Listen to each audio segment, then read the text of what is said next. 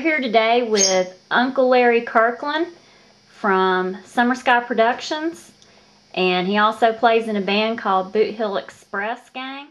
Uncle Larry, where did you get that name? Well, luckily through the years I gave a lot of pickers their first job. They turned out to be really professional musicians.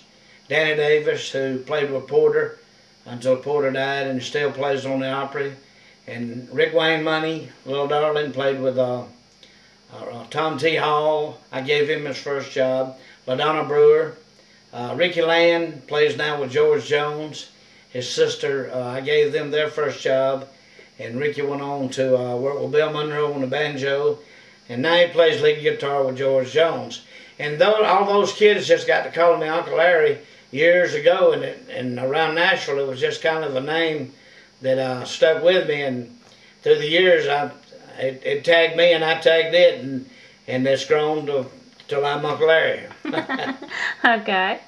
How old were you when you played your very first instrument? Well, my mother loved the piano, and we had a piano in the house and that my granddaddy had bought in Montgomery in 1924, and I started taking piano lessons when I was 7 or 8, and I hated it because I thought it was sissy to play the piano. I wanted to play the guitar because my buddies Jerry Skeen and Pete Peterson and all them were playing guitars, and I had to come in every evening and play that piano. And then finally when I got 12, my mother let me get me a guitar. But by then I had kind of realized that that the piano was okay, and I kept on playing it, and then played piano for many years when we were on the road with Holiday Inns of America. Okay. So who actually got you started playing music? Well, my mother had a band when I was real little. They called it Henry County Four, the Roney family, and they played, and Monka Pascal played guitar and fiddle, and Mother played rhythm guitar and sang, and then they had a couple other people that played bass and banjo, and played the old 4-string tenor banjo, which you don't see very much anymore. But actually my mother, and then after I got on up about 12, 13, I started playing with Jerry Skeen, who played with many years, who entertains in Nashville now at John A.'s Little Palace there at Opryland, and I work with him quite a bit still, and he's one of my favorite people in the world, and he had a lot to do with me, and he and I worked together for many years. Okay. My next question is, do you remember the first live audience that you performed in front of? Yeah, I do.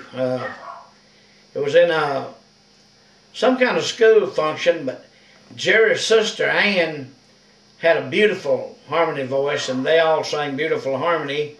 And I can't remember who had this song back in the 50s. It was I love you, no one else will ever do. I'll always be good and true because I love you. Well, she and I did that in a talent contest and won first place. Might have been Carl Smith or somebody that had that out. I don't remember, but that ruined me. That was it. I knew I was going to do music the rest of my life.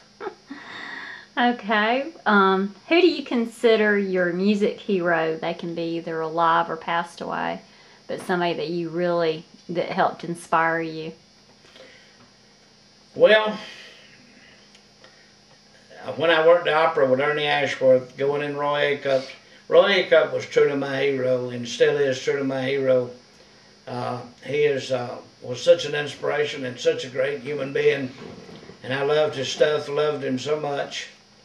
But one of the most talented musicians that I've ever met is my good friend Jack Hemselwood. He is truly a marvel to be around and work with. Of course, we'll be talking about him in the Buddy Pendleton CD, because he arranged all the music and helped choose the songs. Mr. Buddy chose them finally, but Jack is such a talented person.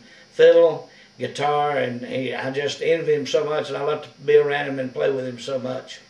But Roy Acuff is really my greatest inspiration and my hero. Okay.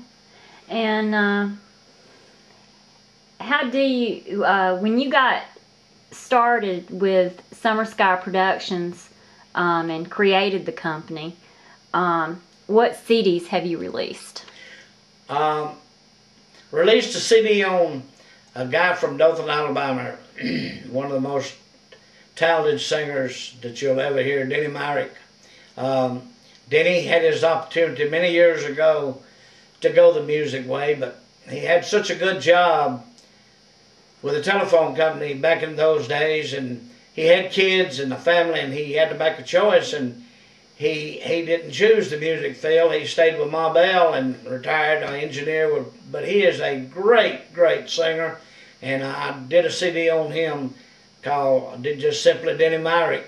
He has had some other CDs. He had a contract with Papa Daly, George Jones, and those guys in the early days, and he has some great CDs out, but I did one just simply called Denny Myrick, and it's for sale. We appreciate all you people that have bought it already, and it's a great CD. It's got a wide variety of music on it. We chose the songs because we play a lot of shrine conventions. I'm a Shriner, and we play a lot of shrine conventions as well as big trail rides, and we took the 16 or 18 most requested songs that a variety of people might request and put them on that CD.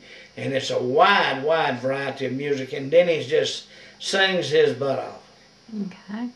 And what's the other ones that... Jerry Skeen and I have a CD out that Jerry sells over in Nashville at the club, John A's Little Palace, right there across from Opryland, if you happen to be in Nashville. And Jerry's, it's got some great songs, several songs that Jerry wrote, and he let me put Nice Car Heaven that I arranged, Doug Jernigan helped me with, and it's on there, and as well as 2 or 3 country songs that were our favorites through the years, A Way to Survive, 11 Months and 29 Days, and Trashy Women. It's got some songs that are quite requested songs, and Jerry does a great job. Jerry's a great entertainer. He's really a people person, and he's a great entertainer.